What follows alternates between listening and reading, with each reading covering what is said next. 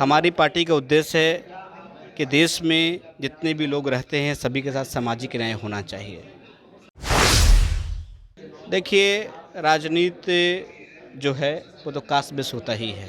ठीक है, हम लोग भी हैं, जब मंच पे होते हैं तो अलग अलग बात करते हैं। कोई भी नेता होता है कि धर्म और राजनीति, धर्म और जाति से कोई लेना देना नहीं होता है। बोलने के लिए बड़ी अच्छी बात है, लेकिन ये फैक्टर है, कास्ट फैक्टर को आप इग्नोर नहीं कर सकते हैं।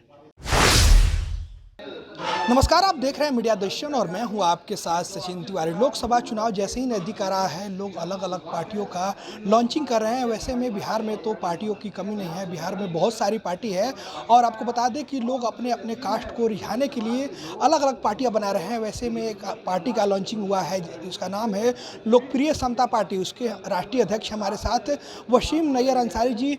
बहुत बहुत बधाई हो आपको पहले तो। चलिए, बहुत बहुत शुक्रिया आपका। आपने पार्टी बनाया है, क्या कुछ उसका उद्देश्य? हमारी पार्टी, हम लोग जो बनाए हैं उसका नाम है लोकप्रिय समता पार्टी। हमारी पार्टी का उद्देश्य है कि देश में जितने भी लोग रहते हैं सभी के साथ सामाजिक न्याय होना चाहिए। जिस समाज की जितनी आबादी है उसको उतनी हिस्सेदारी, उचित हिस्सेदारी मिलना चाहिए। यही उद्देश्य के साथ हम लोगों ने पार्टी का गठन किया है। जो पहले से पार्टियां हैं वो उन लोग किसी कास्ट वाइज को किसी को वोट नहीं दे पा रहे हैं, इसलिए आपने पार्टी बनाया है। नहीं, बहुत लोगों के साथ नाइंसाफ़ी हो रहा है। बहुत सारे समाज है जिनका आज एक भी विधायक नहीं है, एक भी विधान पार्षद नहीं है, और किसी कोई कोई ऐसा भी समाज है जिनके 100 की संख्या में लोग हैं बने विधायक और मंत्री बने बैठे हैं। आपका तो कहना है कि कौन से समाज में आपका विधायक, आपके समाज के एक भी विधायक नहीं है? हमारे समाज, अंसारी समाज, जिस समाज से मैं आता हूँ, हमारा इससे पहले अंसारी महापंचायत एक सामाजिक संगठन था जो पूरे बिहार में हम लोगों ने चलाया, लोगों को जागरूक किया। 11% आबादी हमारे समाज की बिहार में है, लेकिन इसके बावजूद एक विधायक नहीं है बिहार में, एक विधान परिषद का सदस्य नहीं है, एक राज्यसभा का मेंबर नहीं है बिहार से, और नहीं बिहार से एक लोकसभा मेंबर। चारों सदन में बिहार से शून्य पर हमारा समाज आउट है, इतनी बड़ी आबादी होने के बाद भी। जैसे जैसे चुनाव आ रहा है, लोकसभा चुनाव जैसे ही नज़दीक आ रहा है, वैसे कास्ट वाइज पार्टी बनाया जा रहा है। पार्टियों को रुझाने, मतलब जैसे आपने कास्ट को रुझाने के लिए अलग अलग पार्टी बनाई है, तो आपका क्या तवज्जो होगा? आप किस किस जाति को तवज्जो दीजिएगा अपनी पार्टी में? देखिए, राजनीति जो है वो तो कास्ट बेस होता ही है। ठीक है, हम लोग भी हैं, जब मंच पे होते हैं तो अलग अलग बात करते हैं। कोई भी नेता होता है कि धर्म और राजनीति, धर्म और जाति से कोई लेना देना नहीं होता है, लेकिन जैसे ही ड्राइंग रूम में जाके बैठते हैं सबसे पहले ही बात करते हैं कि जोग्राफिकल डेमोग्राफी की बात करते हैं कि उस लोकेशन में, उस लोकसभा के क्षेत्र में कितना आबादी किस जात का है, उस विधानसभा की कंस्टिट्यूंसी में कितना आबादी किस जात का है। बोलने के लिए बड़ी अच्छी बात है, लेकिन ये फैक्टर है, कास्ट फैक्टर को आप इग्नोर नहीं कर सकते हैं। कितने सीट पे चुनाव लड़िएगा बिहार में? हम कितने लोग सीट की कभी कोशिश है, चूँकि पूरे बिहार में हमारा संगठन पहले से था, 1.25 लाख लोग हमारे महापंचायत से जुड़े हुए थे। वो सारे के सारे लोगों से राय मशवरे से ही इस पार्टी का गठन किया गया है। तो सभी का एक ही मशवरा है कि हम लोग अपनी पार्टी को 6 से 8 महीना जो समय अभी लोकसभा चुनाव से पहले मजबूत करेंगे। पूरे बिहार में अभियान चलेगा, सदस्यता अभियान चलेगा और लोगों को जोड़ने का काम करेंगे। जोड़ने के बाद जब हमारी ताकत दिखाई देगी तो जो पॉलिटिकल पार्टी अप्रोच करेगा तो ठीक है, नहीं करेगा तो 40 सीट पर हम लोग उम्मीदवार उतारेंगे। आपके पार्टी में कौन कौन से जात, कौन कौन से कास्ट शामिल हैं? अभी हमारी पार्टी में लगभग जितने भी तरह के जात होते हैं सब शामिल। अभी आप देख रहे हैं हमारे मंच पे हमारे साथ मौजूद हैं धीरू शर्मा जी, जो हमारे पार्टी के प्रदेश अध्यक्ष हैं, वो भूमियार जाति से आते हैं। अभी हमारे साथ मौजूद है गौतम चंद्रवंशी जी, चंद्रवंशी समाज से आते हैं, हमारे पार्टी में प्रदेश प्रमुख के पद पर हैं। इसी तरह यादव समाज से लोग, पासवान समाज, सभी समाज से लोग हमारे पार्टी में ज्वाइन किए हुए हैं।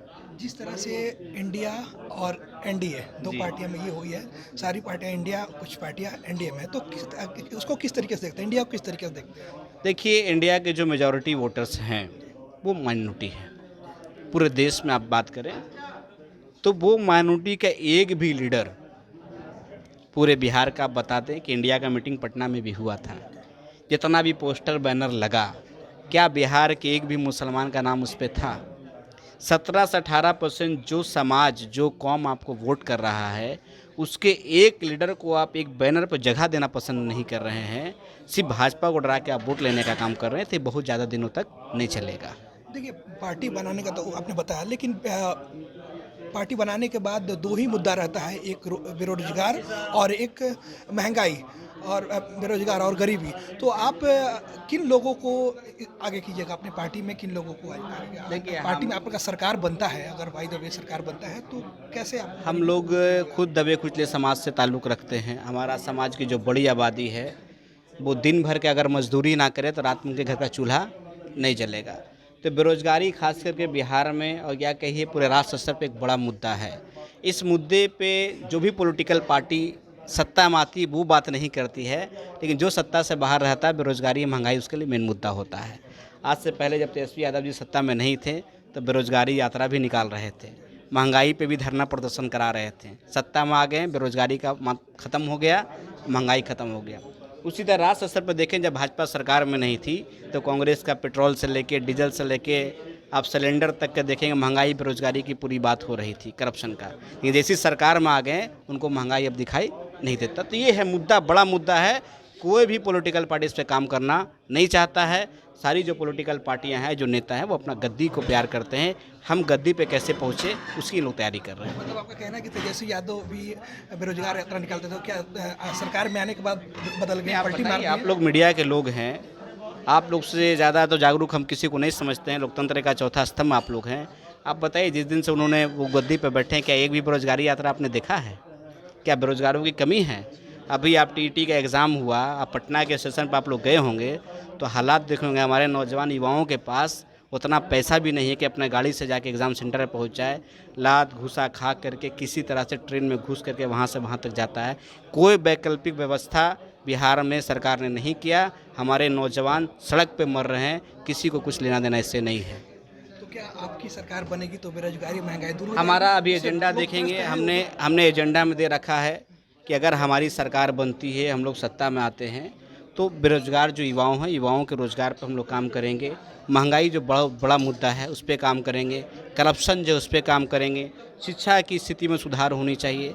12वीं कक्षा तक सभी भी बिहार के बच्चों को फ्री शिक्षा मिलना चाहिए और शिक्षा में समानता लाना बहुत ज़रूरी है। एक करोड़ का आदमी का बेटा जो पढ़ेगा, एक बेचारा मजदूर का बेटा पढ़ेगा तो बराबरी नहीं कर सकता है। इसलिए शिक्षा में समानता की बात होनी ज़रूरी है। हम लोग को ऐसा मौका मिलेगा, हम लोग सब काम करेंगे इंशाल्लाह समय पर।